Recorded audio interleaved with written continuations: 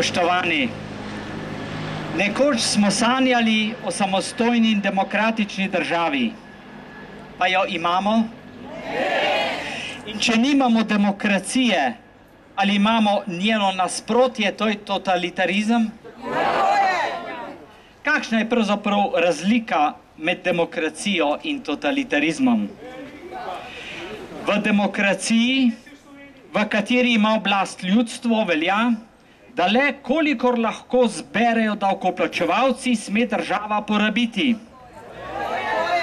V totalitarizmu pa velja, da kar želi država porabiti, morajo zbrati davkoplačevalci. V demokraciji živijo ljudje predvsem od dela svojih rok, v totalitarizmu pa jim oblast najprej vse pobere, nato pa deli državno miloščino selektivno, enim več, drugim manj. V demokraciji se posameznike spoštuje po njihovi poštenosti, sposobnosti in zavzetosti. V totalitarizmu pa oblast, politična, sodna in medijska, zločince poveličuje kot narodne heroje, prave heroje slovenske osamosvojitve pa zapira kot zločince. V demokraciji je resnica spoštovana in svoboda govora zagotovljena. V totalitarizmu pa je laž osnovno orodje oblasti, ki brezobzirno preganja kritično razkrivanje resnice. V demokraciji, kjer ima oblast ljudstvo, velja, da političnega vodjo izbirajo volivci. V totalitarizmu pa o tem, kdo sme in kdo ne sme biti politični vodja, odloča zakulisni center moči ali kar sodna veja oblasti. Ali je res stanje v Sloveniji še vedno bolj podobno totalitarizmu? Najmanj, kar lahko rečemo, je, da smo še daleč od demokracije. Tudi če si je doslej še kdo umišljal, da smo demokratična dežela, ga je zadnji montiran politični proces neusmiljeno postavil na trda realna tla.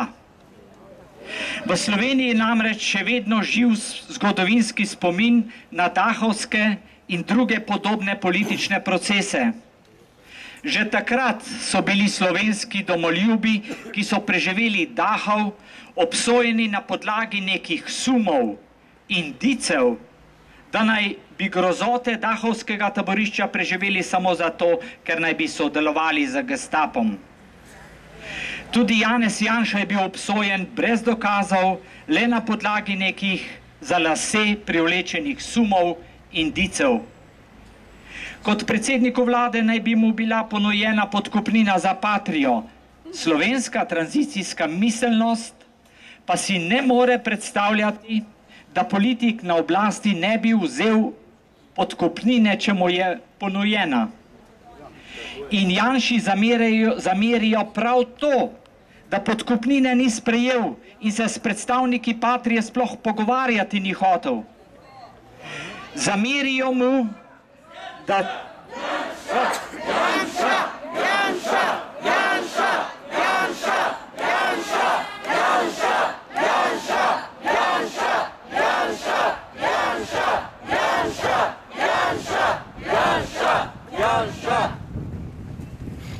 Zamerijo mu, da cela ekipa kriminalistov niti v 25 letih ni uspela pri njem najti niti enega spornega dejanja. Če bi bilo vse v redu, ne bi bilo nobenih sodnih procesov, nobenega preganjanja, postal bi le eden od njih, njim podoben, imeli bi ga v oblasti, kot imajo druge prodane duše, pa še zagotovljeno politično kariero bi imel. Vse, dokler bi plesal, kot bi oni igrali.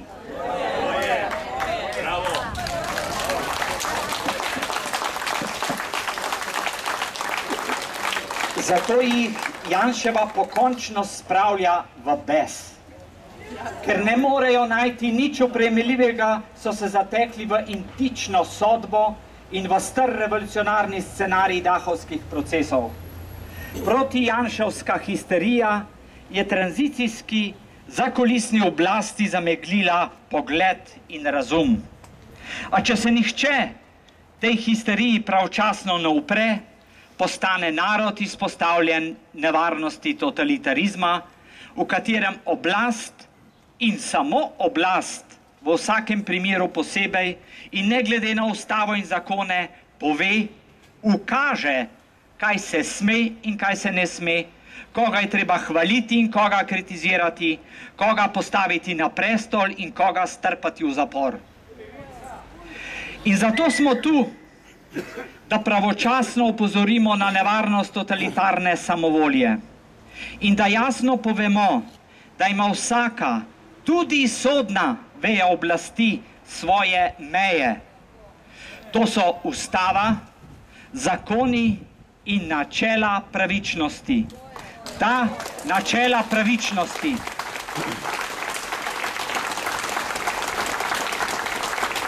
prihaja čas, ko bo potrebno jasno in odločno povedati, da sodniki, ki objestno prekoračujejo meje svoje oblasti, povzročajo državi in narodu veliko škode in hudih krivic.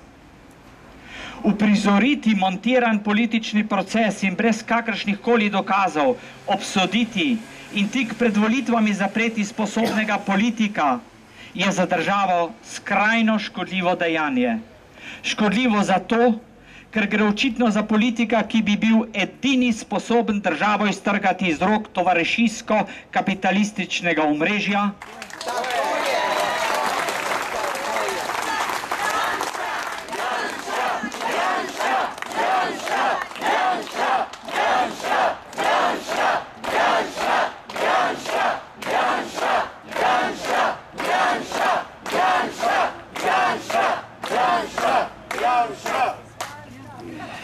in državo vrniti državljanom.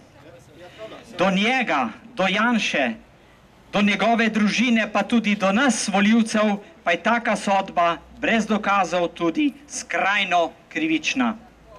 Takim sodnikom ne moremo in ne smemo nikoli več zaupati zaščito človekovih pravic in usodo pravne države.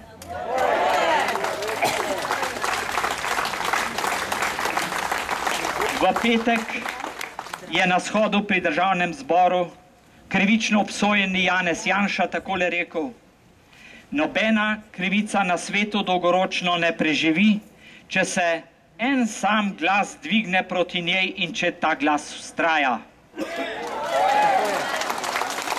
Tu, spoštovani, pa je vsak dan slišati ne enega, ampak mnogo glasov, ki gredo z nami domov in med ljudi.